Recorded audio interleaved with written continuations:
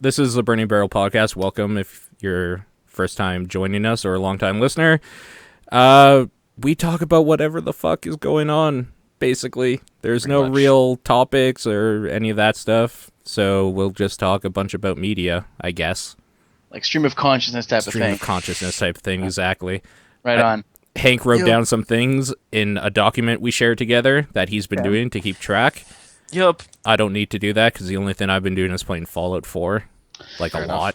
I feel so left out, man. I feel like I shouldn't admit this, but I never played a single Fallout. Actually, Okay. actually that's a lie. I played Fallout 2 for maybe 3 minutes, and I'll explain why. I'm not sure if you guys hit this in Canada, right? Like as you know, I'm Brazilian. I grew up in Brazil. I came here in 2003. Yeah. So most of my childhood, in fact, my entire childhood is like Brazilian standards, so to speak. So back in the 90s, like late 90s, early 2000s, computer magazines would put out.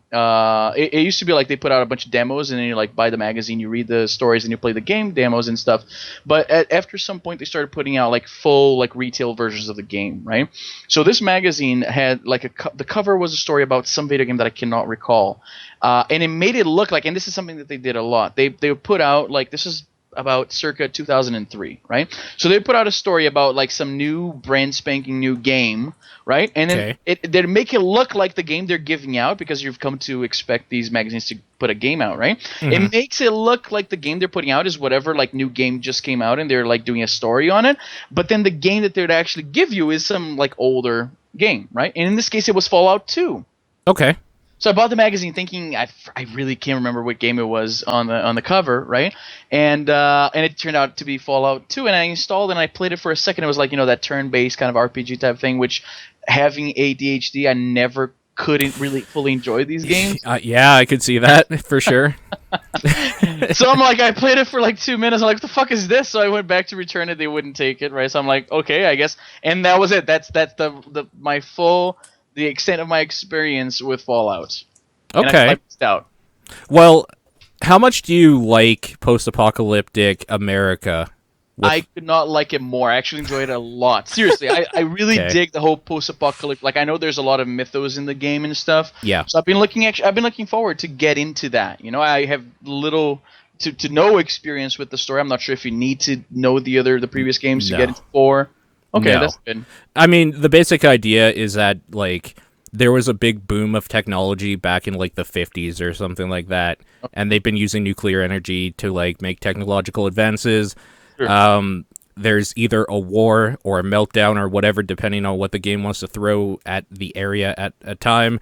You Okay. live in a vault to try to Right. get away from that, and when you come out of the vault, everything is fucked, basically. Right. I knew that one because I've been reading the Wikipedia articles and seeing the like reviews, trying to like, okay, I think I can get into this. Let's see what it's about.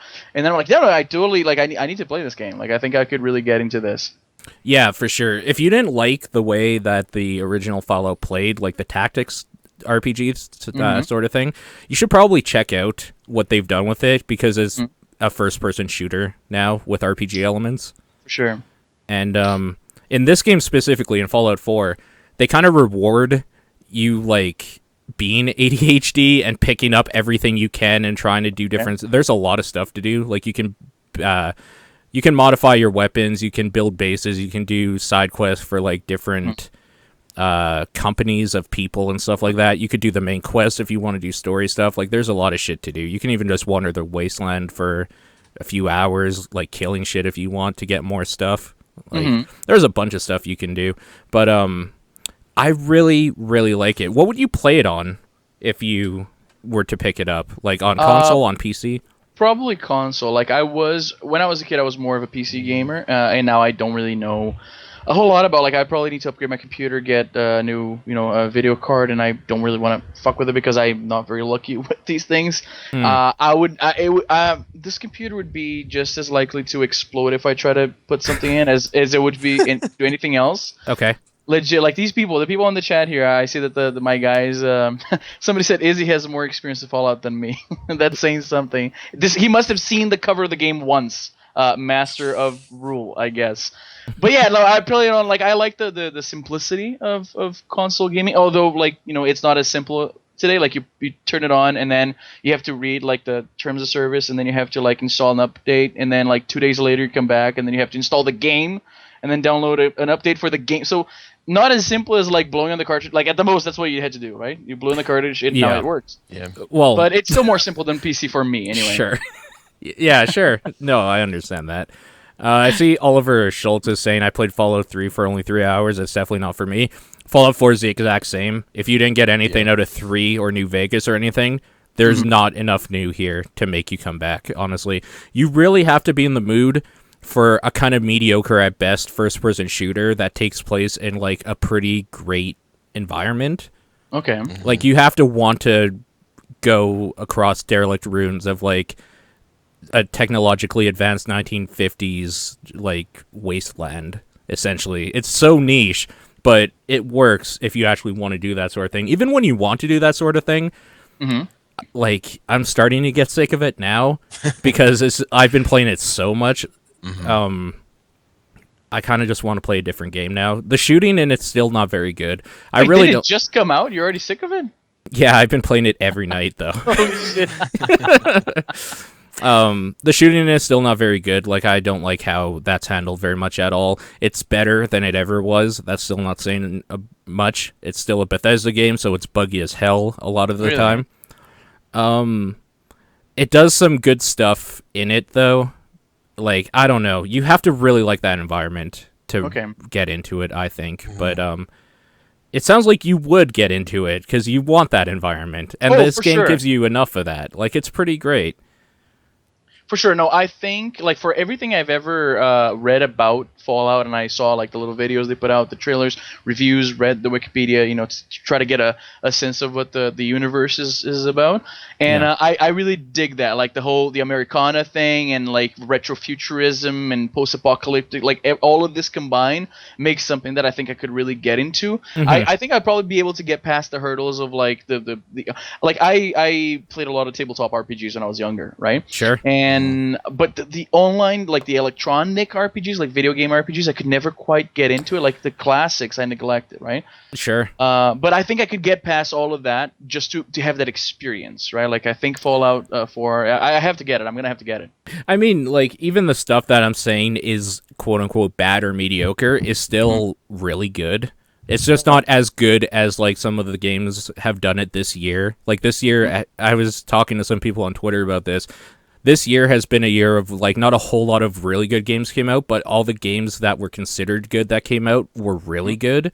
Like, they were pretty top tier. So Fallout 4 is kind of, like, one of those things that if it came out in, like, 2013 or something, it probably would have been one of the best games of that year. But, I don't know, just mechanically, the things some of the other games have done, like Metal Gear Solid 5, like Ori and the Blind Forest for Metroidvanias, like, they've been so solid with how they play that Fallout 4 just kind of felt like it's feeling like a fun toy more than like an impressive video game. And I think that's probably just due to the engine they use being so old, and they're just trying to squeeze every last bit of energy out of it they can until they have to build a new engine. Yeah, this has been a really good year for games, particularly compared to last year. Yeah, which felt like there just wasn't that much overall, but this year's been going to be really crowded on Game of the Year lists. There's going to be a lot of stuff that's not on everyone's lists because people have different tastes, and there's just been tons of good stuff. Yeah, for sure. So the people that fucking love Fallout, like, this game is going to be on their lists, but and it probably, if you love Fallout, this probably should be on your list because it's more of that, and it's the best they've done with it. And, like, no one else handles scale in the way Bethesda does, really. So that they're doing that again is, like, huge, because... Oh, video just broke. There we go. Oh, I think I broke it. That's what fine. did I tell you? What did I just tell you? I tried turning on my thing, and I think I fucking broke the internet. That's fine. Don't worry, it's just Skype. I'll work it out. Anyway. There you go. Now, because people are complaining that they can see me, they call me Ugly Mario. See, what did I tell you? I fucking broke the thing. I just see the page here now on the tab. Don't worry, we can keep talking. I'll fix it. All right, sure thing. No, but yeah, no, I totally, like, whenever these games come out, like, I was more of a hardcore gamer back in the day, and then, you know, like, work and all these responsibilities, school and stuff like that, I end up gravitating more towards the casual, like, the quick release, like the quick satisfaction of, like, your average, like, Plants vs Zombies type thing, right? Sure. And I've been wanting to get back into it, especially because being like doing a video game podcast and being the one guy who hasn't been playing anything, I have to get pretty creative. Hey, hun, the wife just got home here. I have to get pretty creative sometimes talking about games that are like either with the jokes, because that's really all I can offer. She's dancing here for some reason. What's up? That's Mrs. Nobre right there. I'm not sure if I'm already. What are you playing? Hi. Okay. Woohoo! Okay, now. Wait. Sorry, I think I just derailed everything here. Okay, no, that's totally fine. I'm still trying to fix video. But yeah, no, I think. Okay, what do you? Okay, go. That's who I married.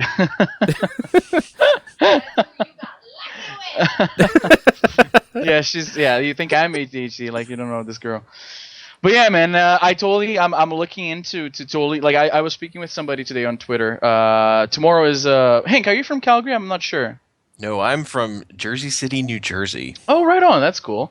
In Calgary here, where we live, there's gonna be some social media thing happening tomorrow. And one of the girls that was seeing me, I forget who I was talking to. It might have been you, Paul. We were talking about Fallout with somebody. I can't recall. And she offered me to lend me her copy of Fallout 3. For me to kind of get into it before I buy it. Yeah. But I happen to work tomorrow. I was given a shift tomorrow, so I won't be able to pick that up. But I'll tell you this though. I think I'm more excited for Battlefront at the moment. Okay. Yeah. Have you played Battlefront yet? Oh, hell's dude. Are you talking about which one are you talking about? I'm talking about the new one that is coming It doesn't out. matter. I played all of them. I've Okay. been a huge fan of Battlefront from day one. Played the beta. Was slightly underwhelmed, but it's still Battlefront. Always overwhelmed. Get out of here. Two special guests now tonight, apparently. These are my two Nice. new friends. That's Hank and that's Paul. Hi. Hello. But yeah, no, I'm a huge fan of Battlefront. Played from the very first one. I have all of them on PSP. I played them on PS2. Played the remake on the Xbox 360. Played the beta. And like I said, I felt like they nerfed the game that I loved a bit, but I can't be out of it. Like I can't. All of my friends are gonna be playing this thing, and I want to be there. I just want a kiss. Mwah, thank you. Get out of here. I'm picking that up day one. That's what I'm saying. Sure. Even if I was a little bit like, I'm pretty sure day one is tomorrow.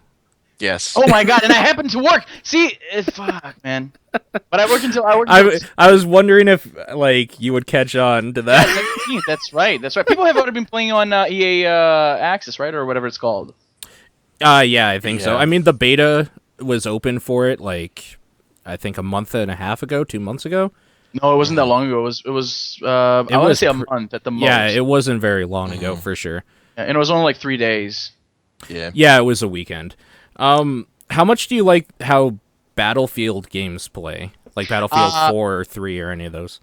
Love them. Okay, you'll like this then. Oh yeah, for sure. Yeah. Like I like the whole it's a first-person shooter or a third-person shooter in the case with Battlefront, right? And then you got the vehicles and you got the locales. We know from the movies I am a huge Star Wars nerd, right? So there's that. Sure.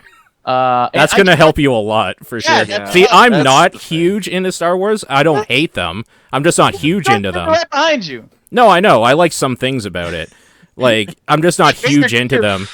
Like, it wasn't enough for me, really, to play the game. But I will say that the coolest parts about playing the beta were seeing, like, just, like, being on Hoth and seeing Darth Vader come up over, like, a mound of snow, and you're just like, oh, fuck. Like, you know shit's about to get real. Oh, yeah, man. Those laser sounds. The laser sounds are great in that game, too. Although my new favorite is amazing. new favorite thing about that game is a vine someone put up of someone playing as in the Hoth level as Luke Skywalker force pushes a stormtrooper off the top of a mountain into a TIE fighter that then explodes. I did see that. Yeah. So fucking dumb. That's great. Yeah. Amazing. Stuff like that is going to be great for it. Mm-hmm. I just can't afford another game right now. Yeah. Honestly. Dude, when I came here, I remember new releases were like 50 to 60, right? They're 80 now, right? I believe. They're 80 now because of our shitty dollar. Yeah, fuck. Like, no, I guess you're right. Like, I'm gonna have to. That's a tough choice. But on the plus side for you, being a giant Star Wars fan and wanting like a game, this will hold you over for a long time. That's true. Yeah, so you'll true. be fine. Up until like I'm gonna go into like full blown like I'm gonna watch the new movie comes out on the 7th. It comes out officially on the 18th. I got tickets for the 17th. So it's like a month apart for both, right? So like the game comes out tomorrow, and the movie comes out in a month. So I have a month to like really just immerse myself in Star Wars goodness. I'm gonna watch all the movies, even the shitty ones. Play the game, play the old Super Nintendo games, right? They were great. Oh, they were hard as fuck.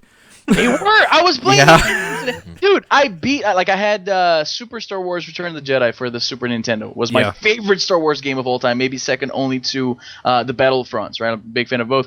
And I beat that on regular difficulty when I was a kid, right? I still remember the password for the last level, which was like a Millennium Falcon run.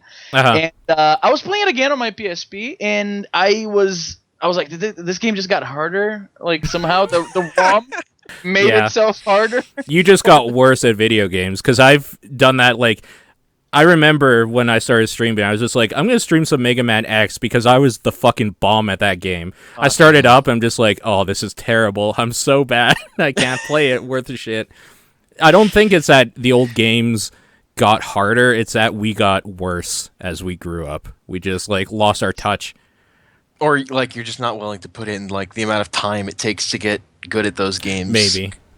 But the thing is, I don't even remember having to work that hard to become good at certain games. Like, maybe my memory is just fuzzy, but there were some that, like, right off the bat, I was, like, in sync, you know? Like, I don't remember having to lose at a certain level on Star Wars, Super Star Wars Return of the Jedi, before I could beat it, right? Like, I remember beating the game relatively fast, and then now, it's like the very first boss is already, like, fairly challenging. And then I went to see like the wikis and stuff like that, and people were commenting, in fact, it was a pretty challenging game, like you mentioned right off the bat, Paul.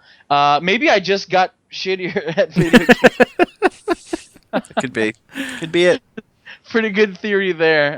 That could be it. Maybe it's just overthinking things or something, because I remembered growing up playing Battletoads with my friend on the NES, and that game wasn't nearly as hard as it became, apparently, when the internet started talking about it, and when I tried to revisit it. Yeah. When I tried to revisit it, I was like, oh shit, this is actually impossible. Like, I can't actually do this. As a kid, I played it no problem with my friend all the time. And the thing, too, I think maybe I got spoiled by, like, save states and stuff like that. Oh, yeah. Like checkpointing? Yeah. Like, because, I mean, they already had some checkpoints, but they're few and far between. Like, with save state, is like, literally, like, I pressed, I think it was, like, F6 or whatever, and then, like, I can just checkpoint every step of the way there, which makes the games... It almost kind of defeats the purpose of playing the game in a way, right? Like, the challenge is completely gone almost. But, you mentioned Depends Mega what you're Man. playing for. That's true. If you're playing to, like, beat them to completion, then yeah, which is in my case, because I don't beat that many games, I guess. Yeah, I don't really either. Not anymore. Not anymore, man. I don't know. Even, you know what? Fuck it. Even back then, I didn't beat that many games. I beat the games that I had because that's all I had. Right. Yeah. So much harder to get games to come by, right? Back then, like, it was birthday, Christmas, I think, and what else you guys got here? Like, video stores, when that was a thing, you could rent them, but then you only had them for the weekend, so you're going to play that all weekend to try to beat it. Especially for the games that didn't have saves and stuff like that, right? Like back in the NES and stuff. Oh, yeah. You had to pretty much beat it in one sitting. One thing we had in Brazil that I don't think you guys had here, we had video game stores too. Like, you can rent the cartridges out and go home and play them on your own system. Yeah. But because the economy was so shitty, and a lot of people couldn't afford these video games, like, they're very expensive down there. There still are. You'd go to a store and they have like a whole bunch of televisions and a whole bunch of Super Nintendos, and then you pay like $1 to play for an hour. Yeah, we had that in the city I grew up in Airdrie, just north of the city here. Right on. It was called Game Dudes. You would pay them, it was like $15 or something, but like... What? To play for how long? For like the whole day, basically. You would do it for like birthday parties and stuff. A parent would pay out like $100 to have like you and like 5, 6 of your friends or whatever just play all day from their whole library of stuff. Cool. And that's what we just used to do because it was so much easier. Like, that's how we started playing stuff on the Sega Saturn and the 3DO, because none of us owned that shit. Our parents weren't going to shell out like $600 for this piece of garbage that nobody's even talking about. At least a Nintendo had a name behind it. Yeah. You saw the commercials, right? Like, yeah, the parents knew what a Nintendo was, or at least they knew the word. It's like, what's a 3DO? And then as a kid, you're just like, I don't actually know. Right? That's the thing, right? Like, because I remember. Was it the 3DO commercial that had where they throw the Super Nintendo and Genesis in the fucking trash? I think so. The new hotness. That sounds about right. I remember that commercial, and even as a kid, you're like, that commercial's you're dumb. You're not even getting me. Yeah. Let's see. I'm looking it up right now, and yes, I see it. Hank is not lying. Yeah, for sure. They're throwing a Super Nintendo with a controller on. I don't know what this is. Then there goes it's a Sega Genesis with a 32X, I think, attached to it or something. No, that's 32X. Sega CD, that's right. Oh yeah. Fuck. Yeah. Sega CD. And they got nasty with the advertisement back then. Yeah, they did. Don't have teeth anymore. Right? Remember that there was a game. What is it? The Game Gear commercial that had Ethan Suplee, the fat guy from My Name Is Earl. Mm-hmm. He's playing with the Game Boy, and they would show the Game Boy in the games and everything. Like, it looks like, I think if you were to pull that shit nowadays, you get sued right away. Back then, they didn't care, right? So they'd be the guy was playing the Game Boy, right? Ethan Suplee. And he's clearly getting bored by it. There's no colors and stuff, so he picks up the corpse of a raccoon, it looks like, or a squirrel or something, beats himself over the head with it, and it gets fuzzy. So they add this filter on the image. The idea is that he beat himself up to see color on the Game Boy, and then in comes the Game Gear. It's like, oh, all your favorite games 16-bit with colors kind of thing, right? Yeah. So yeah, they the whole Sega does what Nintendo don't. You couldn't do shit like that nowadays. No. Oh god, no. Well, you could, but people would see right through that bullshit instantly. Oh yeah, on the internet, can you imagine that shit? Yeah. You can't even actually market anymore. What you do is you pay YouTubers to look at something for you, and then they will market for you. That's how they sell products these days. I mean, that's how everything gets sold. People getting celebrities on Twitter to pimp their shit. It's actually way more effective, though. Yes. More convincing, I guess, right? If it's coming from somebody that you already mentioned. Now, on the chat here, somebody mentioned something interesting. Chilling Chum, he mentioned how the 3DO, Ken Zito, commented that the 3DO was a CD video game made by Panasonic, right? Interestingly enough, the 3DO was the only console that I can think of that had two different manufacturers, actually. There was the Panasonic version and some It actually had three. It had Sanyo, Panasonic, and Gold Star. Gold Star? Yeah. What the fuck are these guys now? Right? Actually, let me look up Gold Star. Whatever happened to them? Check it out. They became LG. Oh, okay. So there they are, I guess. There you go. Huh. Yeah, that thing had a ton of different weird controllers, too. Yeah. Yeah. It was the remote control controller. Is that the one with all the... No, there was one, I think... It was one of the Ataris that had an numeric pad on the control, the Jaguar or something. Mm-hmm. Yeah, the Jaguar had a numpad on it. It looked like a telephone, half of a telephone? Yeah. I mean, in television, ColecoVision controllers did things like that too, which is too many buttons for these old games, fucking Atari level games. I think I'm pretty sure it's I too think much. the logic. No, it is. I mean, what are you gonna do with that? I think the logic with that one was just to make it easier to put in passwords, I suppose. Mm-hmm. Yeah, That's probably. Pretty ballsy strategy to make your own controller about let's just make it easier for them to they were solving a problem that wasn't a problem. Yeah. Is that the one that had cards you would put over it for different things? Like a game would give you a card. It is one is now the dog button and 3 is the cow button, sort of thing. Yeah. Was that one? I think that had it. That also goes back to the first home console, the Odyssey, which had overlays for your TV. Oh yes, my dad had one of those. So it's not Pong, it's table tennis now because it's kind of green. So dumb. Here, put a football field on your TV. That's so good. Dude, we've come such a long way. It's funny because that's what people had back in the day, right? And then now we're so spoiled by graphics and anti-aliasing and all this shit photorealism that when a game comes out, right? I was big into video game forums 5-6 years ago, right? Sure. So a game come out, right, and they had like a screenshot of like the PC version, a screenshot of the Xbox version, a screenshot of like the PS3 version, and then people are like maximizing it on Photoshop and overlaying it one on top of the other to like find out which is more pixel, and you have to go like so into it to like find this minute little trivial difference you're never gonna be able to really spot, and it goes to show like, wow, man, back in the day it was like, here's some fucking piece of cellophane you put on front of the TV. It's NHL now. Like, there you go. Thank you. The fun thing about back in the day, too, was that how it looked on the box was actually how the game played to you. Like, when you rented something or bought something, like, when you look at it now, it's just pixels. But, like, on the box, it's this, like, big buff dude with a sword. So that's what that pixel is. That's me as a big buff dude killing this giant dragon and stuff.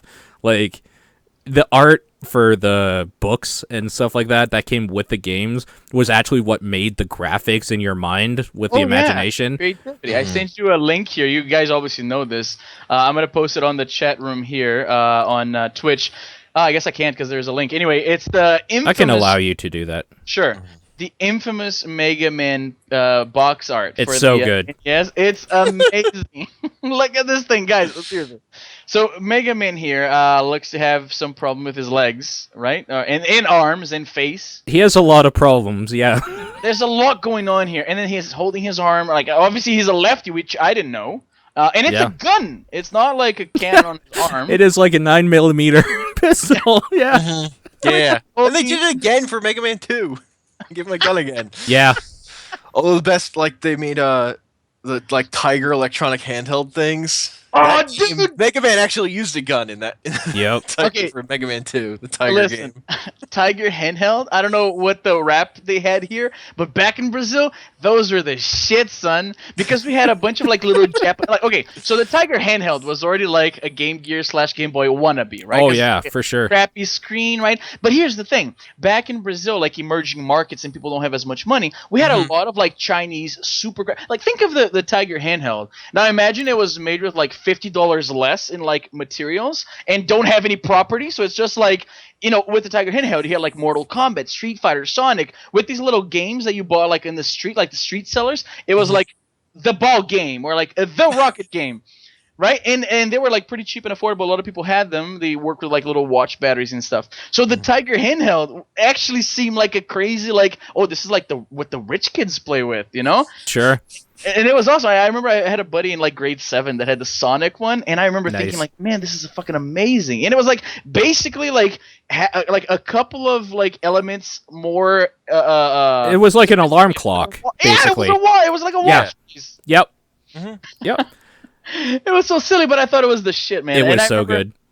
It was awesome. Like, if it worked with like 2 little like regular AA batteries and no backlight, but we didn't expect these things back then, right? So it was actually pretty awesome. I collect Game Boys, right? Gotta get a. So you know all about not having a backlight if you collect Game Boys. Man. Oh yeah, like I grew up, dude. It's like it's one of those classic stories. Or like didn't have that much money growing up, you know, third world country and all. Yeah. But I desperately wanted a Game Boy growing up, right? Sure. So it seemed to me like Game Boy is just the coolest thing, because in my head, like I had never played with one, but I'd see the commercials, I'd see the pictures and stuff like that, and in my head it was like, because like I found out about the Game Boy, and that's the other thing, like things got like to Brazil pretty late, right? Yeah. So when we finally got around to like, oh, this thing exists, it's like years that's been in the market. I'll put the link here on the chat here for the guys. I think I'm not authorized yet. What the hell? Why doesn't it off? That's weird. I'll just do it again. Nightbot said that I was authorized, but for some reason. Yeah. There's the link. I sent it to Skype, and I'll send it to the guys here on the chat so they can take a look too. Let's see. No, I now was banned from talking to. Oh, you know what? I think no, I was banned for 586 seconds. What did I tell you, man? I'm unlucky with tech. I fucking told you. I told you at the beginning. I sent you a picture link. I guess. Here, you know what? I'm gonna make this easy for everybody. You're added as a moderator. There we go. That was my plan all along. Yeah. Now you ban everybody that you brought in. This shit is mine now, son. Yeah, want that sword. Yeah. Oh yeah, dude. This is like I was playing the long con, Paul. Yeah. See, I was invited to the podcast. You think you invited me? I was playing mind games, so I hadn't been there this whole time. this whole time. There's the picture right there. Like I have a pretty sizable collection because I grew up wanting the fucking Game Boy. I never had one. Right? I saw the pic. Like in my head, it was like because like I said, when I found out about the Game Boy, we already had the Super Nintendo, right? Yeah. So I thought, like in my head, it was like it's a Super Nintendo, except black and white, and I could put it in my pocket. Not really, because it's fucking brick, but I could carry it around, right? Yeah. I put that thing in my pocket all the time as a kid. Game Boy is the shit. Oh man, I still fucking play that thing. I fucking love it. Just a little like the startup sound, like all of that like, encapsulates that. Like I want that so bad, and now I can have like how many? Like there's fucking 5 here. It's one of those things, right? Like I love this thing, man. I love this collection. It took me a while to like secure this one and that one. I'm missing one. Well, technically two. There's the Game Boy Light, which only came out in Japan. It's a little bit hard to come by, and the original Game Boy Advance, right? Like the horizontal layout type of deal. But I don't have. You don't have a Game Boy Advance?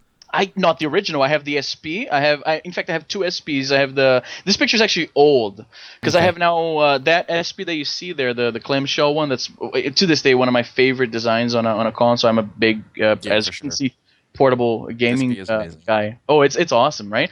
The very first one they put out, the AGS 100, the backlight was like kind of funky. It didn't work so great.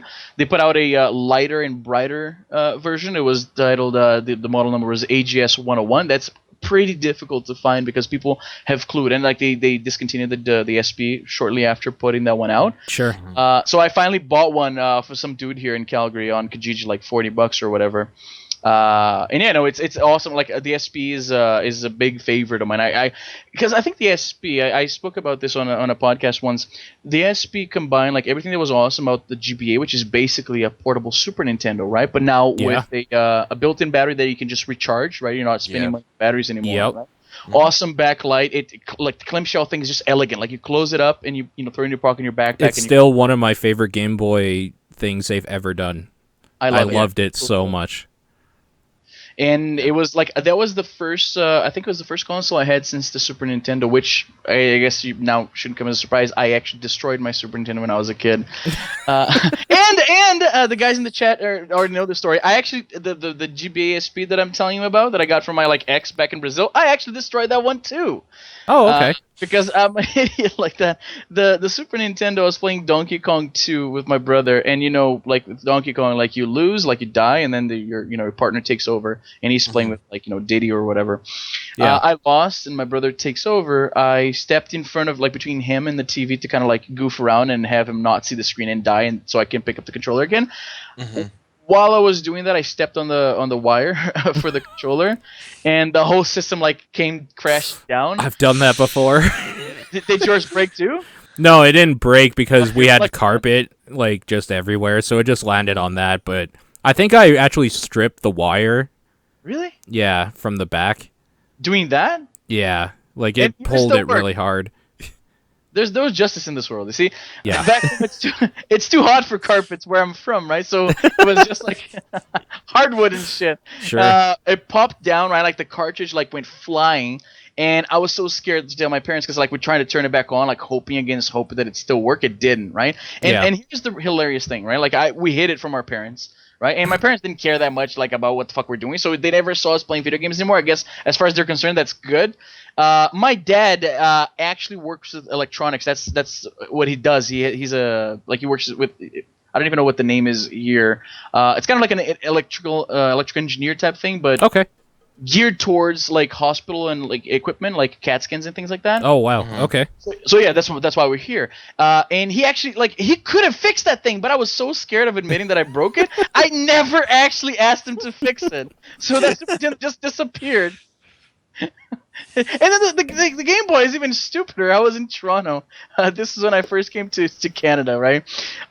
We were doing whatever, who knows? And I had a cup of McD's like Sprite on the cup holder. Yeah. And I was going someplace, right? And I guess like the SP, like it's so big and heavy, bulky, I can't carry it with me. I'm like, I'm just gonna leave it in the car.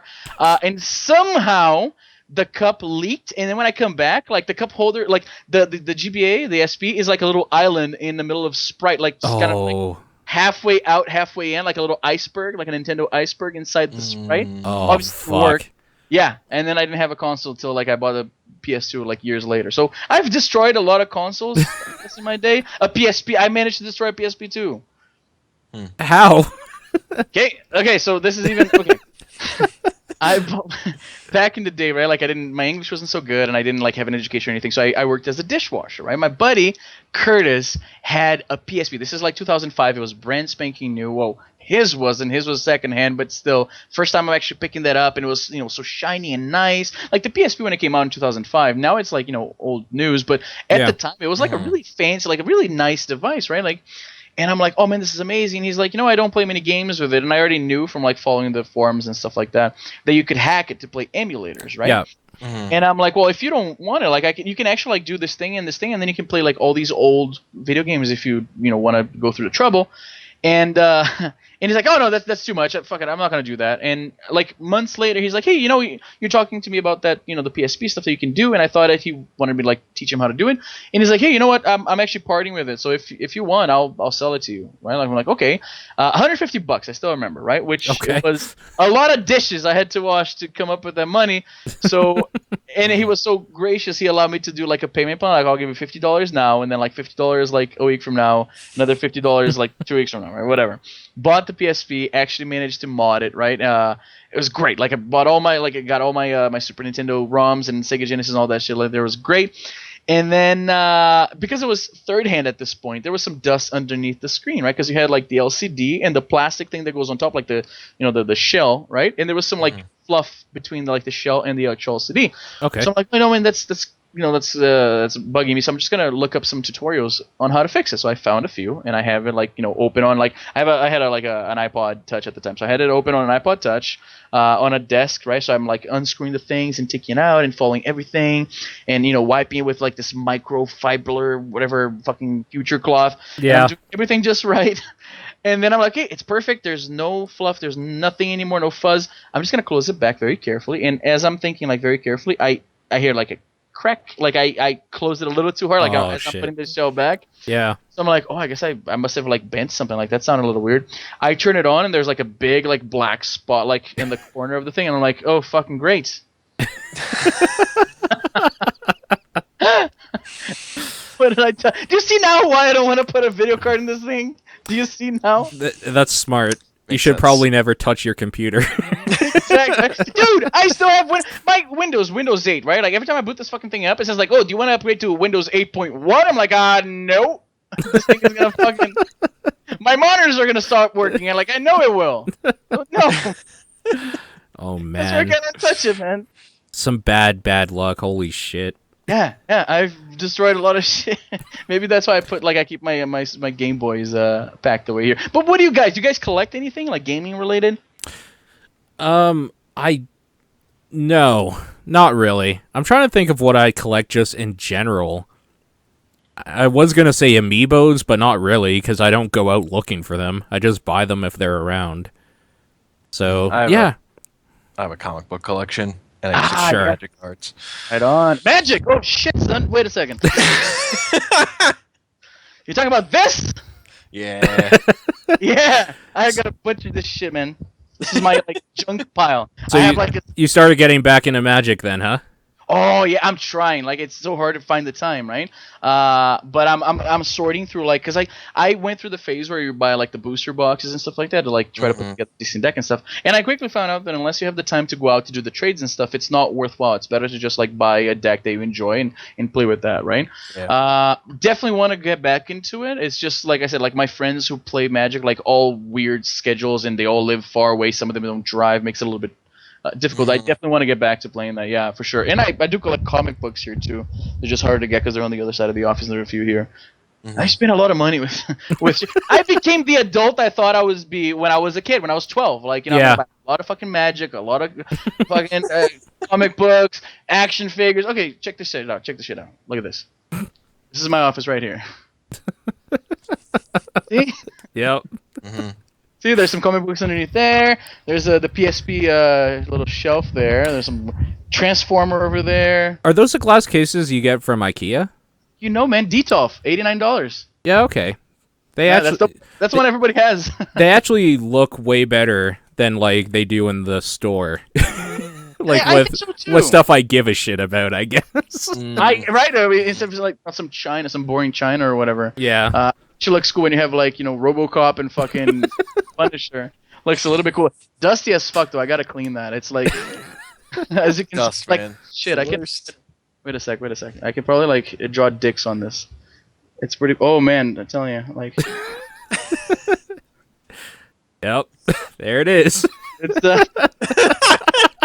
I have not cleaned this in a little while. Oh man, but yeah, no, shit is great. I love it. Probably clean that sometime. There's a Millennium Falcon up here. Oh my god, like you want to talk dust? Shit. Holy shit. Yeah. Wow. I'm gonna Solid clash. dust. I should not have done that. Yeah, like I said, like people see my videos and they see like this kind of. It's all a fucking facade. It's all a lie. There's dust everywhere. There's underwear like thrown around everywhere. It's fucked up, man. Yep. I guess I should have assumed that somebody named Comic Panels on Twitter would probably collect comic books. That just seems to make sense now that I think about it. I don't know why I was surprised either. Like that makes perfect sense.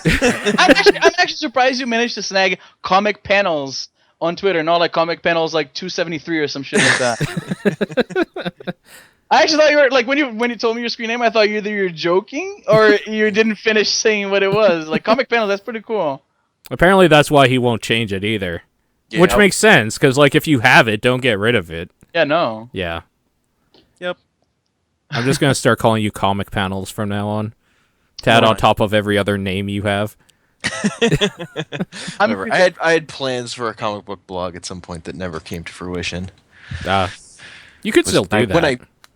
I just have not been reading as many comic books like in Oh. the past year. I ended up trying to read too much and burned out a bit. So at some point, my spirit will be refreshed enough that I'll just be reading stuff all the time again. But right now,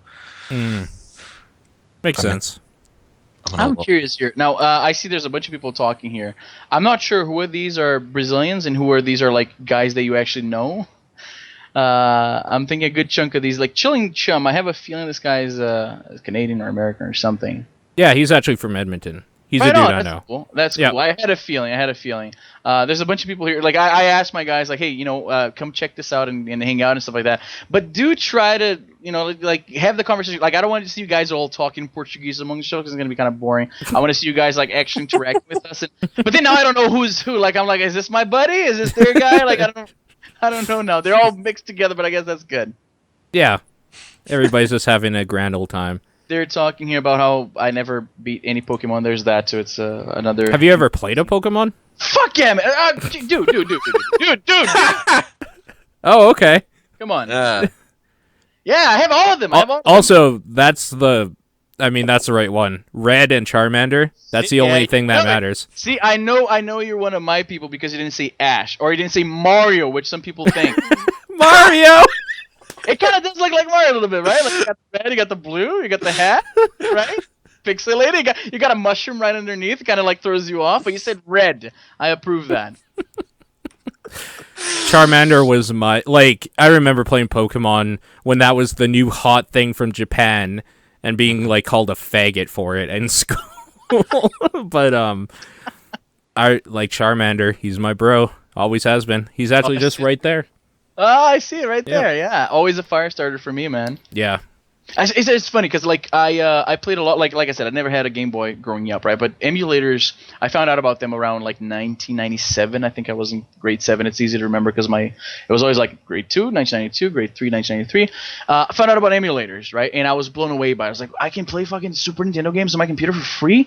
And back then we had those like floppy disks that weren't really all that floppy. 1.44 megabytes, right? Okay. And I remember, like, I had to go to my cousin's house. I'm like, dude, this is gonna fucking blow your mind, right? Like, we're gonna play a game for free on your computer, like a Super Nintendo game, on a bigger screen than like the TVs that we had at home, because like my TV in my bedroom was like tiny.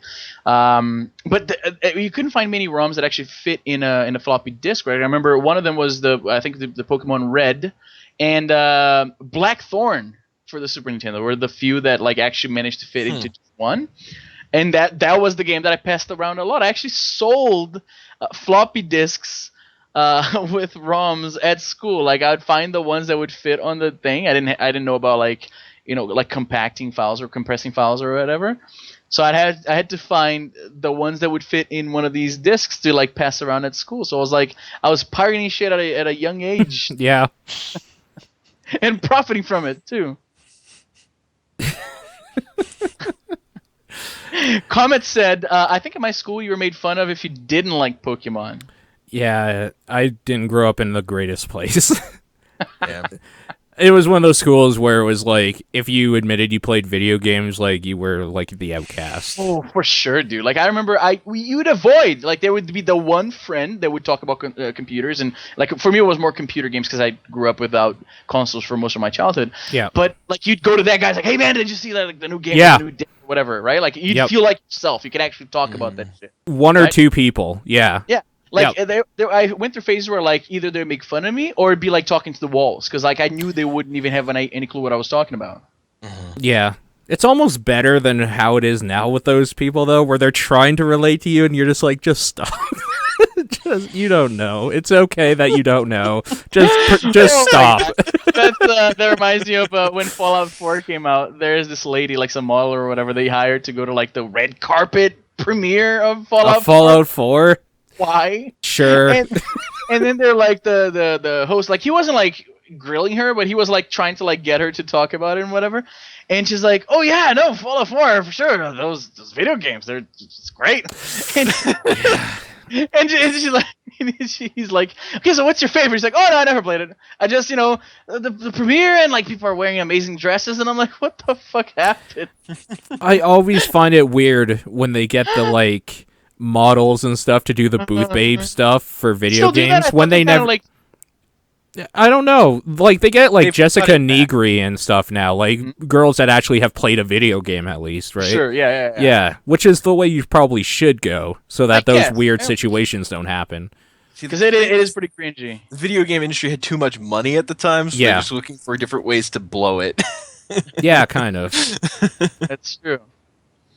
They still kind of do, but it's dying down for a lot of them. It's a much different kind of thing. Yeah, for sure. Saying here on the chat, video game guys were outcasts in my school, but we're a pretty big crowd of at least 30% of the school or something. So he was lucky. Holy shit. That's amazing. Yeah. That would be great if you were like the outcast, but you took up the whole school anyway. Yeah. Holy fuck, 30%? That's one out of three guys like know what the fuck like Contra is. Yeah. Like, that would have been amazing that I can actually talk about like these obscure. I'd like three guys in a class of 200. Holy like, 3 guys?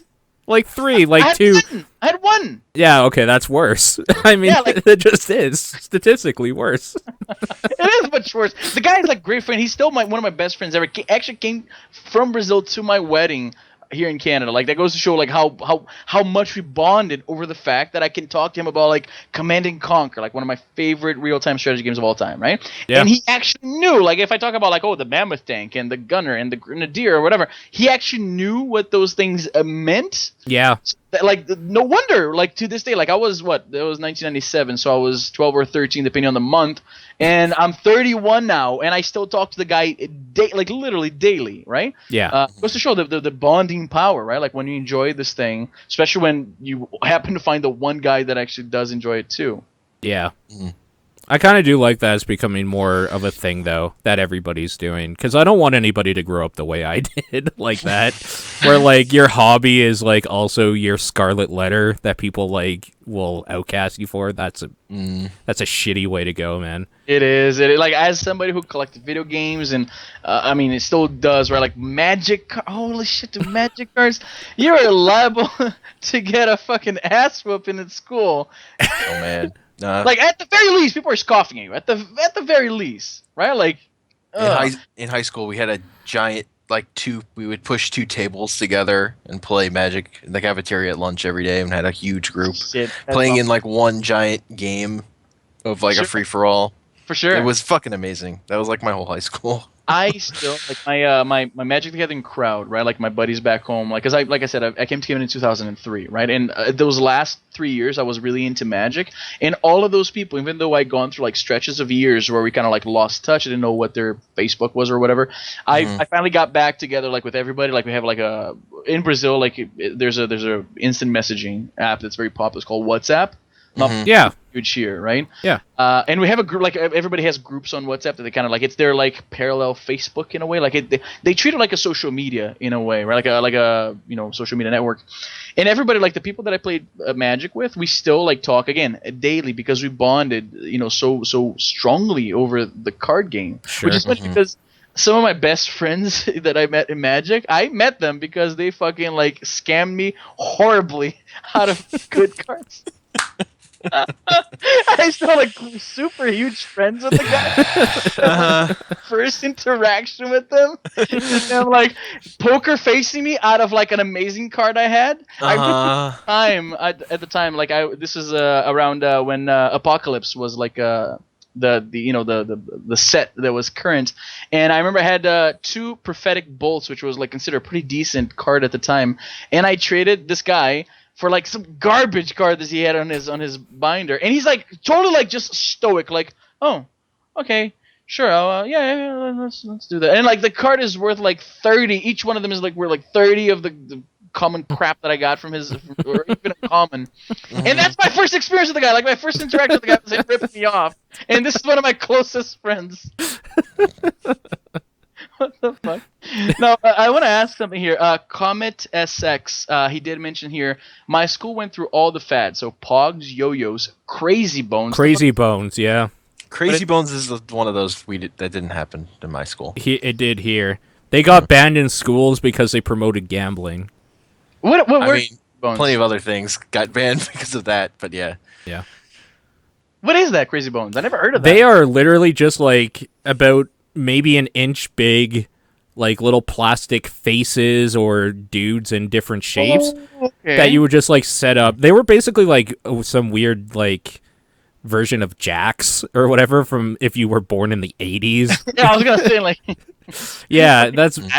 There was just like a collectible little figurine thing that you would play different games with and like steal them from your friends if you won and shit like that. No, we had that. It's just called the different name, like the Brazilians in the chat will probably remember, Gelocos. It was, I remember I don't even know how you got those. I think they were like from Coca-Cola put them out. Yeah, if you look up, I'll show you here a quick link. This is the Brazilian commercial, and you'll recognize the toy here as it is on the Skype, and you can just skip ahead. And yeah, that's basically it. And the gimmick is that they're supposed to be like ice cubes that came to life, whatever. Like Geloco, that name, like the first, like the root of that word, gelo means ice in Portuguese. So that was the gimmick there, and I guess that's why Coca-Cola was the one distributing them. Okay. Yeah, we had that too. I never heard of Crazy Bones. I didn't know that's what it was. That's cool. It was a pretty dumb thing, but I mean, most of the shit that we loved growing up were pretty dumb things, so whatever. Pogs were the dumbest. Pogs were the shit, man. Oh, man. They made so much money off of kids, though. Like, just this little shitty piece of cardboard with a print on it. And we're treating it like it's fucking currency. Oh, yeah. Cool. It was currency. If you had that poison slammer, man, you were king. Oh my god, that's amazing, dude. Those things all happened at my school, but usually with that kind of fad stuff, I didn't. I would be like, that's lame. Until people were done with it and thought it wasn't cool anymore, and then I would come around and be like, yeah, that was actually okay. And then you have nobody to play with. Yeah. Because you're like a childhood hipster. Yeah. He's still that way. Oh, man. So that's the thing, right? Like, because a lot of this stuff got banned in school. Yeah. Right? Like, a lot of this stuff got banned in school because I guess it was distracting. Yes. It encouraged, whatever. Kids are having fun. That's not allowed. Yeah. Yeah. They have to learn. You're getting too excited. Yeah. They're socializing? No, can't have that. Oh man, that's amazing. Yeah, because like I remember a lot of stuff got banned back home because it was too violent or too quote unquote satanic. That was a thing. Like Dungeons and Dragons. Oh shit, son! Yeah, RPGs in general. Like I remember a lot of games got outright banned. Like you couldn't buy them in Brazil or play them, which was weird. Counter-Strike actually got banned in Brazil. So like all these like cyber cafes that were big in Brazil in like the late 90s to early 2000s, you go same kind of deal, right? Like you pay to play for like whatever, like 2 hours. Yeah. So you could be on the computer doing whatever, like talking to people on like MSN or play Counter-Strike. Yeah. Right? And they banned them. They banned Counter-Strike because they said it was too violent and whatever. And I think it was banned up until kind of recently that people like forgot it was in the books because nobody plays these things on at stores anymore. So it doesn't matter if it's fucking banned. You buy it on Steam. Yeah. It's no difference. I think if I'm not mistaken, it actually only just got unbanned, which Nice. is really fucking weird. It's like when those have those like those laws in the books for like the carriages cannot go over like a certain speed limit if the horse is white or whatever. that still makes it onto the books today. It was one of those situations. Oh wow. What's the big thing in Brazil now? Like I know a lot of them are playing Dota 2. A lot. Yes. League of Legends is big too. And League of Legends, sure. So MOBAs in general. MOBAs in general. I think now, like, it used to be, like, back when I was a kid, like, 80s and 90s, things took forever to get to Brazil, right? Like, and not just, like, video games and toys. Fashion, music, right? The movies took longer to get there. So we were always, like, on a, like, we had lag, basically. Like, you guys are, like... enjoying like the cool new things, and for us like it took even longer because they had to like translate it and like do the voiceovers and all those things, right? Sure.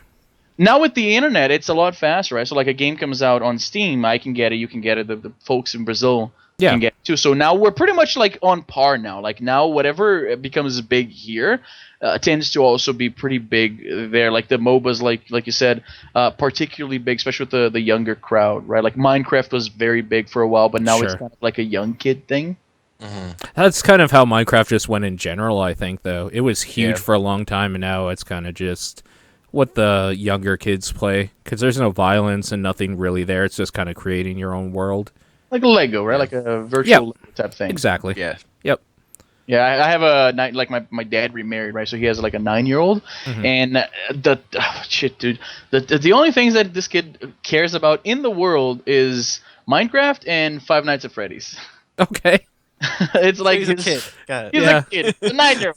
Sure. He's a 9-year-old Canadian, basically, right? Like Five Nights at Freddy's. so no dwarf tossing, and again, I'm gonna hazard a guess that this guy is American or Canadian. He said that Yu-Gi-Oh cards were banned in my school because it was considered satanic.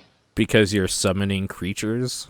Oh, dude, like Christians, like hardcore Christians, they take that shit seriously, dude. Like my mother believes there are wizards, for real, like not even a joke.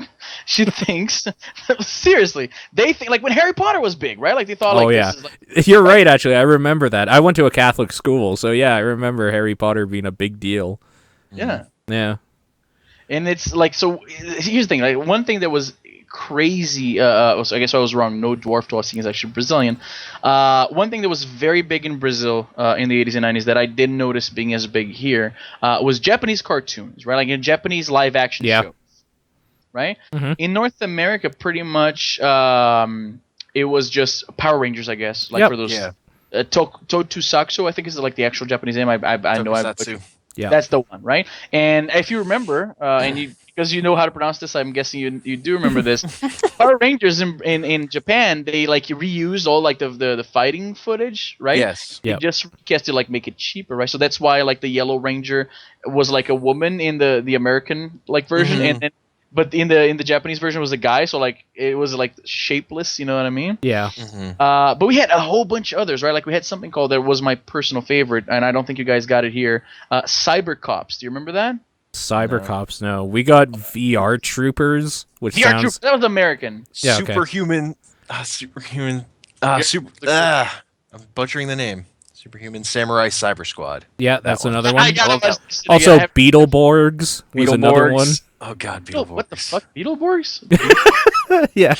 Let me Google this. Beetleborgs. Yeah. Yeah.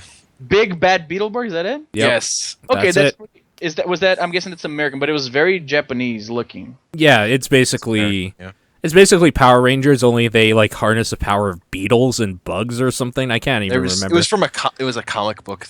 Like they would get powers from these characters from a comic book. Oh, okay. Because they went to this house where there was a ghost. Okay. Who was like had magic? Who was like an Elvis impersonator ghost? Who Sure. had magic powers. That show's weird.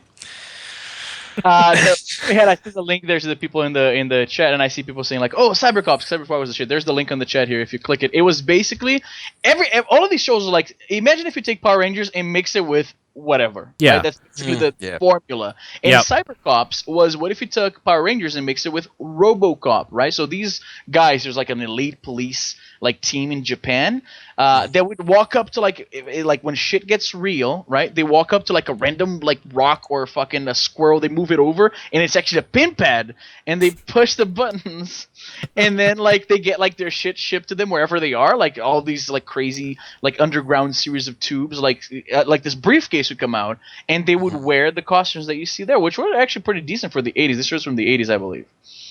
And yeah, so they were like cops, right? Japanese cops with like these power like armor and stuff like that. And why am I mentioning this? Because in Brazil, like as you probably know, like it's one of the biggest Christian nations in the world, and they're pretty superstitious, right? So anything that has to do with like Asian culture, because they think like, oh, Asians like they worship like it's a completely total different religion. So like if we watch the shows, we're gonna like, I guess by osmosis, we're gonna like the devil's gonna like, you know, like whatever they worship must be the devil because they don't worship the same God as us, right? So it's gonna get into your kids' minds and whatever. And as people are mentioning on the chat, one of the characters in Cybercops was literally named, this didn't help me, Lucifer. Great. Doesn't help at all. So you're watching that, you're watching the show, and you're just like fucking loving it. And then like one character goes like, "Oh, Lucifer, you're back!" And I'm like, "Oh fuck!" Like turn it down, like.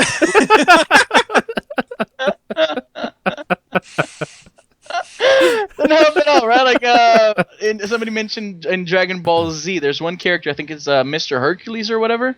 Hercules is Mr. Satan. Mr. Satan. Yeah. Right. So like you have characters like praising the character named Mr. Satan in a Christian, like my dad was a fucking church pastor. So like I'm like just loving this the show, but every fucking time like there's a Mr. Satan episode, I gotta like, okay, let's turn this down a little bit, like get a little bit closer to the TV. Oh, it was one of those. Somebody's like, Mama Kazooie. Hey guys, sorry I'm late. Oh, we're talking about Asians and Lucifer. I'm sorry I derailed the podcast completely. That's pretty much on track. But yes, Power Rangers was actually the thing that like people were into, but then for some reason everyone decided, no, that's for little kids. That's not cool anymore. So that became my secret shame that I still liked that show. But like it became super uncool for some reason. For here, it was Sailor Moon because I liked Sailor Moon, and I'm a dude. They're hot though. Oh shit! Gotta believe I was watching that shit. Now, one thing here. The pizza came back a little bit. What was I gonna say here? I had a tab open. I forget now. Oh yeah, Saint Seiya was immensely popular in Brazil as well. I'm not sure about here. I don't think so. What is it? Saint Seiya. Saint Seiya. No. Knights of Zodiac is the other name. I know what it is. I've never watched it. Oh yeah, no. It wasn't. That one was particularly Satan-y because it's about like signs and astrology, right? So again, like in a Christian household, like that shit. So all my friends were super into like Saint Seiya, right? Like Knights of the Zodiac. They had the toys and they had all that shit. And I didn't even know the name of the characters because I couldn't watch it at home, right? I had a pretty sheltered, like when if I had come into contact with Magic the Gathering at a younger age, I would have been convinced to believing that was also the work of Satan. Sure, no doubt. Like, I mean, they're selling you 15 card packs for like $3. Like, yeah, it's actually the work of like marketing executives, which is much worse. right up there, right? Like, yep. Oh man, no. Have you tried any of the online Magic Online or any of that stuff?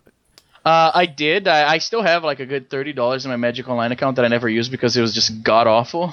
Yeah, it's pretty bad. I tried like back in the day. We had something called Apprentice, which was like an app like on the computer to play Magic online with your friends, right? But there was no like rules or anything baked into the software.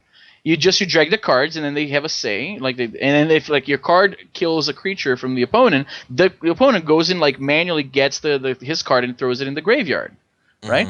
which is sort of like how we play in real life, but it has to be like enforced online. And nobody thought it was like a bad an issue because typically you're going to be playing with your friends anyway, so it's not like your friends are going to try to like cheat you, and you can see what they're doing on the screen, right? But yeah, Magic the Gathering Online, the interface is just absolutely terrible. Apprentice was like the what we had at the time. Duel of Planeswalkers, I never got into it too much. But it's pretty decent. You should talk to Hank about all this stuff because I don't play Magic and he does. I've played a lot of Magic the Gathering Online since it like first came out. They've they've redone the interface a couple times. It's much better than it used to be. Because it used to be you had to like physically, you had like an avatar character. You would physically sit at a table. Oh my god! Someone else. They got rid of that. That was ridiculous. So unnecessary. It's an actual like just menu you can look at. But I mean, for me, that was like one of the ways where I like specifically could like learn the actual rules, because I played Magic for fucking years, like completely wrong. Like me and my friends had no idea how to play. That's part of the Magic experience, dude. We used to play where we would order our decks before we played. Like we would meticulously pick every card order. And we would draw 7 cards every turn, and you could play as many lands as you wanted every turn. So, like, we would like spend hours building our decks, and games would be over in like 2 minutes. Dude, like it's. I think playing Magic wrong because, like, Paul, since you're not familiar with Magic, like Magic is it's very complex. Like the rules, like nowadays when you must have played like Hearthstone, right? I'm guessing. Oh yeah.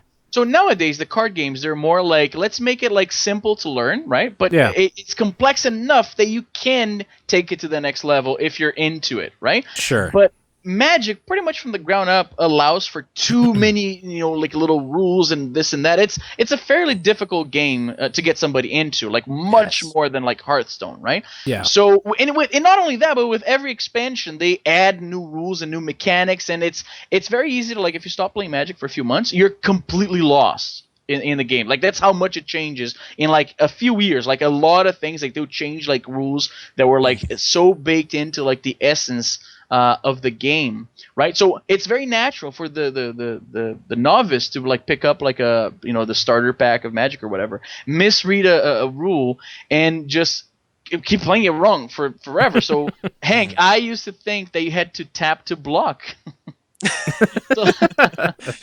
Or like there's these little like things, because I guess I read only up until like if you attack you tap, right? So I guess I skipped the rest, and I think logically you have to tap to block, right? So and there's all these little like weird things that you do wrong, and then if you're teaching to someone, like you're teaching it wrong as well. So it takes a while. Like when you become like, when you go like, oh, that's when like you really like upgrade from like kitchen table Magic to like, okay, now I understand what's going on. And I would usually learn things by like seeing a card that the rules of it clearly contradicted the way I understood the game. It's like, oh, I guess it doesn't work this way or whatever.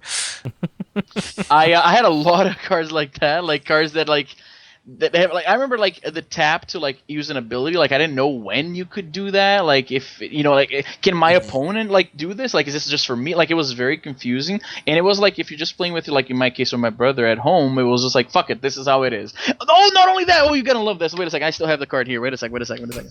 So when I started playing, right, like I didn't know like the community, I didn't know like I found some old tickets here, speeding tickets, that's great. Memories. I moved, so Paul, Sunnyside, right? Like close to downtown. Yep. There's a Memorial Drive, right? Like there's a whole lot of speed cameras there, and the speed goes like 50 to 70, and then 50 again, then 70 again, and I mean kilometers. Where don't drive like crazy in residential areas. Hank.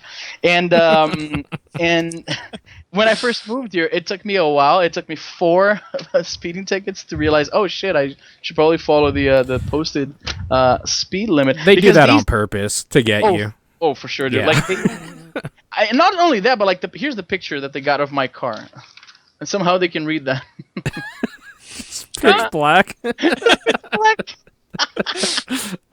Great. Is this your car? Oh, I guess fuck it is. I guess. Shit, you're telling me. But wait, I didn't think I drove the darkness. Yeah, fuck. It's like this pitch black. Yeah, no, that's that. Yeah, no, that's the one I bought. I already paid for this, thankfully. This is from back in March. Goes to show how organized I am. Okay, so I have here Tangarth, Hero of Tarum. It's an old, like, a legend card, right? And I'm not sure if you can tell, but it's all fucked up. Like, there's, like, some residue and shit. Yeah. It's ripped the back here. So here's what happened. This is a legendary card. It's like a pretty decent card. I thought, like, okay, we got to protect the cards, right? Because, like, these things are, like, they're expensive. I know they're worth something. I didn't, like, frequent the trade routes, like the silver, like the Silk Road of Magic where people go and, like, trade this shit. Yeah. But I already knew that they were worth something, right? So I'm like, we got to protect this thing. So what I did was I took, like, I think it's called contact paper. It's like this adhesive, like, see-through thing they use to, like, cover shit that you want to protect from, like, damage. Yeah, like the laminate thing. Yeah, the, self-laminate thing. Exactly, that sticks, right? So I laminated all my cards, including my, like, expensive legend cards that I didn't know how much they were worth this time. Yeah. So when I took it to play with my friends for the first time, I was like, what the fuck did you do to your cards? And I'm like, yeah, man, right? It's great. I've protected them. Like, they can last forever now. They're gonna really retain their value. Like, no, dude, like, you buy, like, little sleeves, you fucking put them in, you take them out. Like, what the fuck did you do? I'm like, oh shit. And not only that, but it wasn't even like a nice little job. Like, like at the front it was okay, but there was bubbles and wrinkles, and then at the back that, like, I folded over and it was like a fucking mess. Yeah. So I'm like, okay, I guess I gotta take them all out. So as I took them out, like, I ruined like half my deck. Oh shit. So yeah, like, you go through, like, Magic is like a complex type of thing. So when you get into it, you're gonna fuck up, like, you're gonna ruin your cards. And I mean, I have a reputation for fucking my shit over, right? So just, like, completely ruining it. So I guess it goes with the theme. But yeah, you should get into Magic, Paul. It's pretty cool. Yeah, I'm getting into Duelist lately. Duelist is the shit, man. Duelist, what's that? It's Hank, like do you wanna Hearthstone explain it? plus a tactical turn-based combat thing. Oh, that sounds It's cool. like an added level of complexity upon, like, a card game that's basically Hearthstone. Right Yeah. on. That sounds So, like, your life total is Duelist, attached eh? to, like, a minion guy who you move around the battlefield too. okay. And then there are cards to, like, make him stronger, and then there are, like, creature spells. And like Hearthstone, it's built around those, like, archetype stuff. Okay. So Duelist, eh? With a Y. Yeah, with a Y. Oh, with a Y. Okay, that's why it's coming up with the definition of fucking dualism on dictionary. Yeah, Doc. no, they were smart. Duelist. They put the Y in, so it's a made-up Ah. word, so it's much better, easy to search for. Yeah. Got it. Okay, duelist. Okay, that's cool. So with a turn-based strategy element to it. Yes. Yeah. Oh, I like It's a the lot of fun. pixelated. I like the pixelated look. Yeah, that's my shit right there. Mhm. That's cool. Also, Guys, if you for on the Magic Gathering side, Magic, they're Duel of the Planeswalkers games. They used to do a format where they would just put out a new game every year that were independent. They've Right. now sort of moved closer to the Hearthstone model with Okay. Magic Gathering Origins. So that's like a way to play free to play Magic the Gathering. Although the amount of coins you get to get new packs is a little too slow for me, but that's a way that exists for people to play Magic for free, and That's it's cool. like for new players, that's the way I would recommend. yeah, I mean, if it surprises me that it's taken that long to actually go to the Yes, it took them way longer than it should have for them to Right. make that, considering they had those Duels of the Planeswalkers games out there. right. Like, it'd be very easy to, like, just jerry rig a freemium mode to that, I would think. Yep. Oh yeah. Yeah.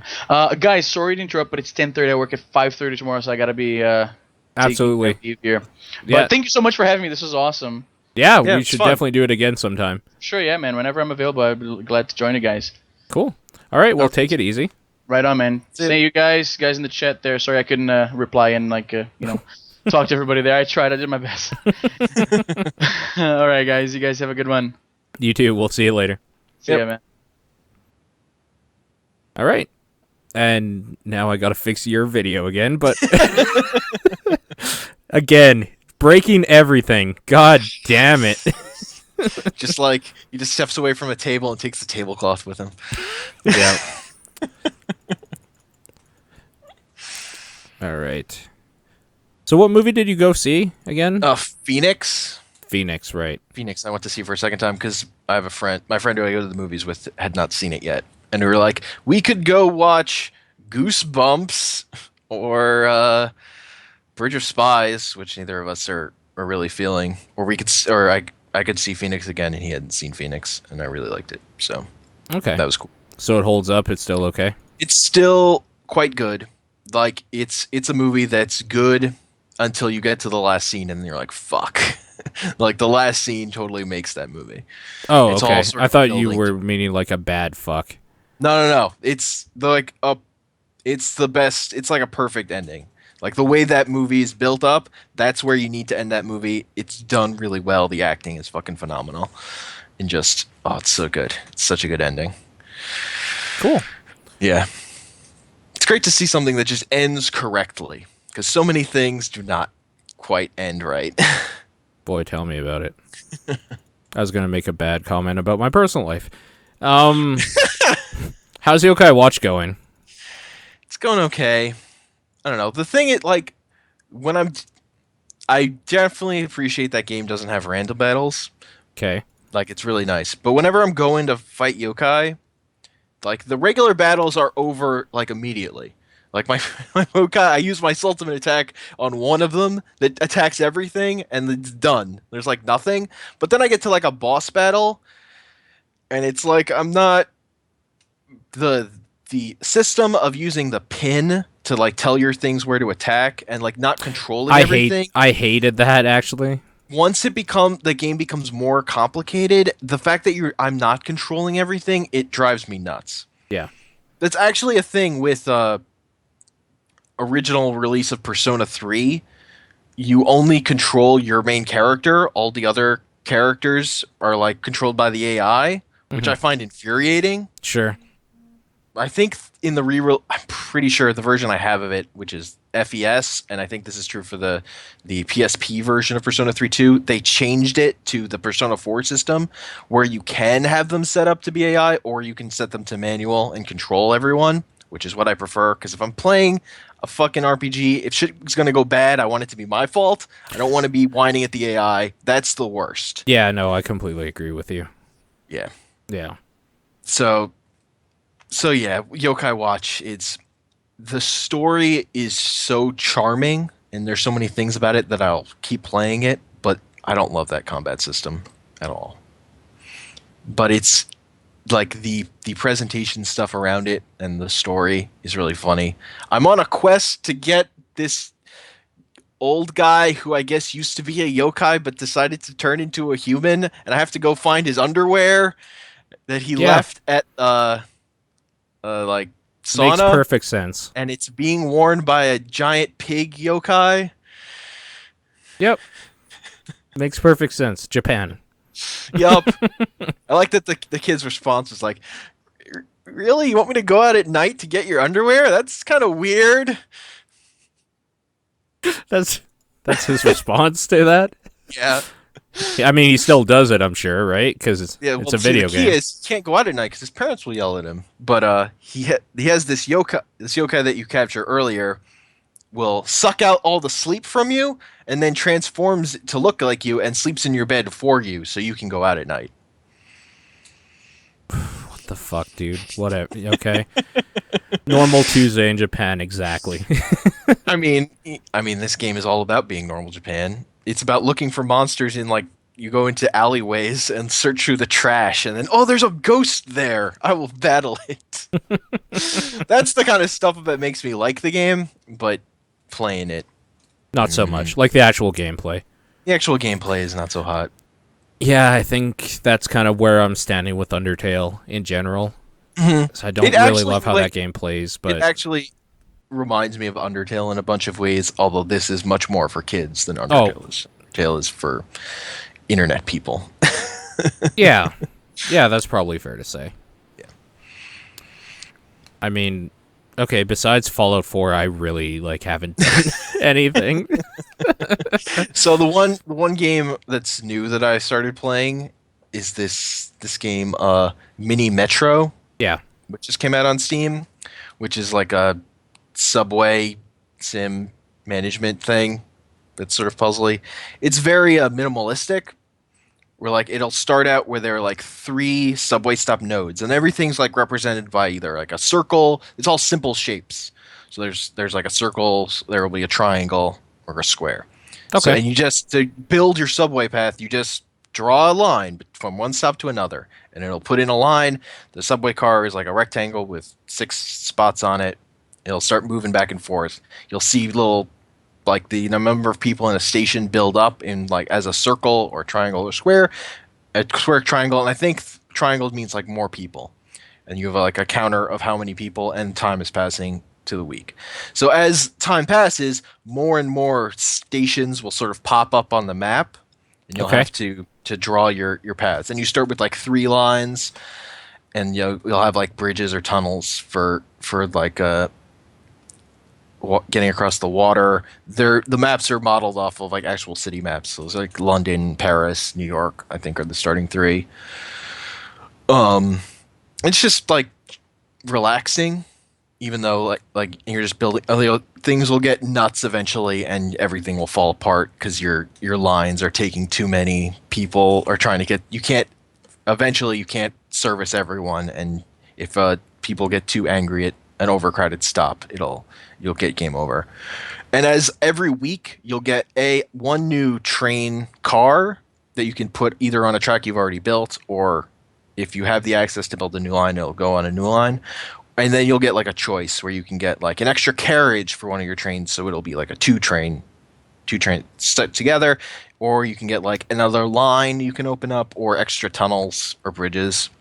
Okay. So there's different things you're juggling. It's just a simple, fun sort of sim game that's sort of giving me like the managing people from place to place thing that I was sort of doing in City Skylines, but that City Skylines wasn't like tight enough mechanically on a lot of the time, and it just like that I didn't get a game over in City Skylines when my bus stops were fucking nightmares of human suffering. Yeah. Yeah, that game is all about routes for sure. Yeah. And how bad things can go. Just saying like, oh god, I've become the thing I hate in terms of city, like public hating transit. traffic. Yeah. So it's just fun to have like a well-built thing that's just about, and I like the minimalist aesthetic of it. And it has like a daily challenge system built in and leaderboards and stuff. That's cool. So that's all cool. Every game should have a daily challenge, honestly. A reason to load it up every day. Mm-hmm. Yeah. So that's the only new thing I'm playing. I've been messing around I've been playing a bunch of Duelist. Yeah. I finally went down the Lion-R deck route and then ranked up a bunch. Cause Lion-R is strong, man. They're very strong. Oh, it's so like just the satisfaction of the board control is so good. Yeah.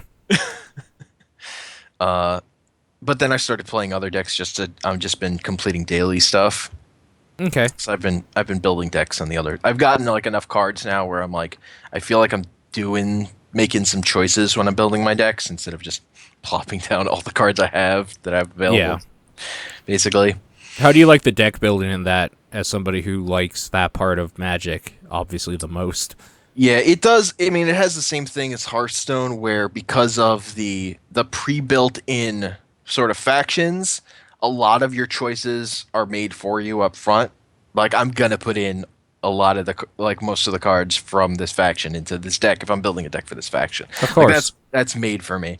So you can't do like the weird trying to like find weird angles on min-maxing you can in Magic. Yeah. You have like access to like a fucking ridiculous number of cards, but it's about the bit building's about on par with Hearthstone. I just never.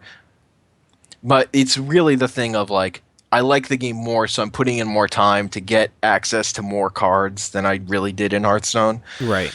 So I can have a little bit more fun with the deck building just because I enjoy the game more, so I'm playing it more. So I'm on more stuff. Are you going to put money into it? Probably not. Okay. Just because I don't like putting money into capsule type economy things. If I don't know what I'm getting, I don't like putting money in. Yeah. Which is why you don't mind putting money in like heroes, because you know exactly what you're getting. And the time when I put money into Magic the Gathering Online, I'm always using those cards to play in like draft building things where I have a chance to win extra cards. Yeah. There's like a thing there, and then or I'm using tickets to buy specific cards on the side market that has. Like I much prefer either having a reason, like knowing what I'm getting, or there's like a actual thing I can do with it that would give me a chance to get extra cards. Sure. That kind of stuff. Yeah, that's understandable. Yep. That game is fun. Yeah. And I've had ridiculous things happen. Like I had a game where there was a unit on every space on the board. Oh man. Okay. Because one of my like super rares I've gotten is it's like this Black Lotus card. It's a 2/2 flyer for 4. The Black Locust. Black Locust. Yeah. And whenever it moves, it creates a copy of itself. Yeah. So whenever that copy moves, it makes a copy of itself. I filled up the entire board. I've found, though, that it's so easy to get that removed that it's not worth playing in my deck. Mm-hmm. Because it just gets killed. Like, all the time. For sure. It's like you have to... That's why it's not broken, is there are a lot of ways for people to deal with it. Yeah. But it's one of those things, if it goes unchecked... Yeah. It's really good. That's why it punishes really hard if it goes unchecked. It's been good in my Lionar deck, because my Lionar deck is like controlling the board, so I can find like the room for it to exist. So you got some good ranged and stuff in there, I'm sure. Yeah. Yeah. Ranged is super OP in that game. It's so good. Oh yeah, I just got the card that makes all generals and ranged units have to target it. It's like a 1/7. Oh, okay. So a taunt, like a board-wide taunt? A taunt, but only for ranged, but also for the enemy general. Oh, not for just standard melee. No, it doesn't have a normal taunt. It's just like a ranged and generals taunt, basically. It's like a specifically written out thing. Cool. So I added that to my Lionar deck, too. I highly suggest everybody pick it up if you're into like card games or tactic games. It's so good. And it's free. Yep. You can't get past that price. Mm-hmm. Well, I mean, I guess your time isn't free. Time is money. Time is money, friend. Exactly. Messed with Mario Maker. I think they put out some more event levels. Yeah. Did they put out the thing, the browser being able to... That's not till December. That's December? Okay. That's December when that comes out. It's annoying that isn't going to be in the game, but... They needed to do that. They needed to have that, like, tagging and searching stuff is going to be really good once that's out. It should be in the game, though. It's dumb that it's not in the game. Yeah. That's a browser thing. But really, it's just Nintendo saying, oh, there are people making searchable databases for this game. We should probably do that. I mean, they're right. Yeah. Yeah. That's when I will probably play it next. Fair enough. Fair enough. That's not true. I've been wanting to play around in it again, but just haven't gotten around to it. Yeah. Yeah. And I watched a bunch of dumb shit on the internet. Like, I checked out an episode of the animated Free Willy show. Oh, fuck. Here we go. Where the villain is a cyborg oil baron. Okay, I don't remember this show then at all. I thought I did, but nope, I don't remember that. Really can talk. There's a seal who's named Lucille. Yeah. Uh-huh. The episode I watched, the bad guy had a plot of infesting all the local waters with sharks, so that it would chase people away, so that he could get his offshore drilling plans through. Okay. That's pretty villainous. He has like 2 these green sludge creature henchmen things. It's dumb. It's a dumb thing. You couldn't convince me otherwise. It doesn't sound like a dumb thing. And then I rewatched the Nostalgia Critics episodes on the 2 animated Titanic movies. Okay, how did that go? I mean, those movies are incredible. Particularly the one that's all about, no, this is the true story about the Titanic and how nobody died on it. Okay. Also, both those movies have songs and have cartoon mice. It's like, that is true for both. Are you saying Titanic was an inside job? Also, there were... I mean, In that second one, it was, because it was a plot for someone who had talked to sharks to trick an octopus to throw the iceberg at the Titanic. The fuck, man? Was an inside job in that. What also, the fuck? That movie, its end goal was to be a save the whales message. It was all about the whales. The whales saved everybody! So we should save the whales. Nobody died on the Titanic. Everybody lived. Even the character you see specifically die because they have to get the telegram working again. They hook up the electrical cords that they had cut earlier to prevent the bad guy from sending a message to this mouse's mustache. They run electricity through his mustache, and it works, but then he dies. But then at the end of the movie, he's alive! What the fuck are you talking about? This movie is fucked, man. The movie is fucked. That movie is remarkably worse than the Titanic animated musical that has a rapping dog in it. You're saying words that don't make sense together in my head right now. Animated Titanic musical. Fucking amazing. Terrible. I don't understand any of this. Rapping dog? Yeah. If it were not for you, I would now be in someone else's digestion. And then the dog goes, well, there's something you should know. I'm going to tell you so don't sweat it. Forget it. Enjoy the show. Working all day. Now it's time to unwind, kick back, relax. I don't remember the rest of the words. Oh, man. I was starting to groove. It's fucking amazing. That one was a big internet thing. The tentacles one is like too fucked up even to have become a big meme thing. That's pretty also, bad. That like tears from the girl, like magic moonbeams, and then she can talk to dolphins who like are floating in the air. But the bad guys should talk to sharks who have like a prison hat. Shark has a prison hat. Sure. Yeah. Makes sense.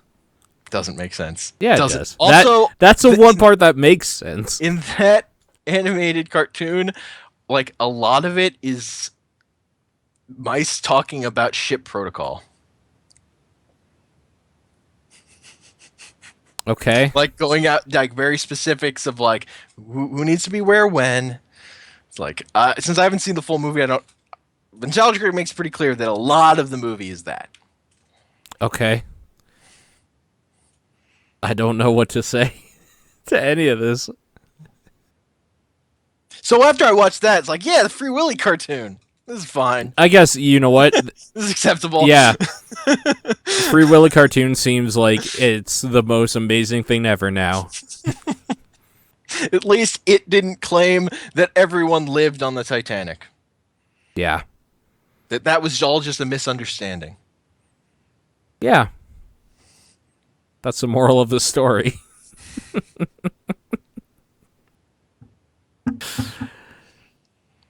I think that's a show. I think that's a show. I think that's a show.